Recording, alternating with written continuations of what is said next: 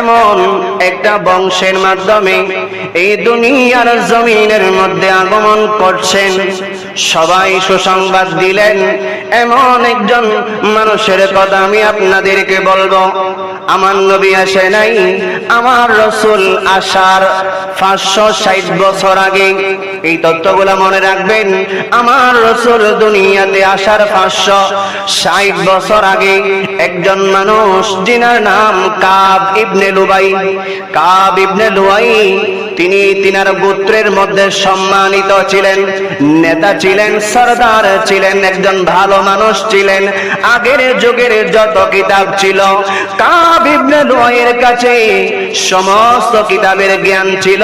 ওই কাব ইবনে লুয়াই প্রতি শুক্রবার মানুষদেরকে এলান করতেন, আমরা যেমন শুক্রবার জুমার নামাজ পড়ার জন্য একত্র হই, ওই কাব ইবনে লুয়াই প্রতি শুক্রবার জুমার দিন তার এলাকার মানুষ, তার সমাজের মানুষকে তিনি একত্র করতেন, জড়ো করতেন। এটাকে আরুবা বলা হয়। সবাইকে ডাকা হলো, ওগো আমার গোত্রের মানুষ। এটা হাদিসের মধ্যে এসেছে, ওগো আমার গোত্রের মানুষ, আমি তোমাদের জন্য কিছু নসিহত পেশ করব। আমি তোমাদের জন্য কিছু নসিহত পেশ করব।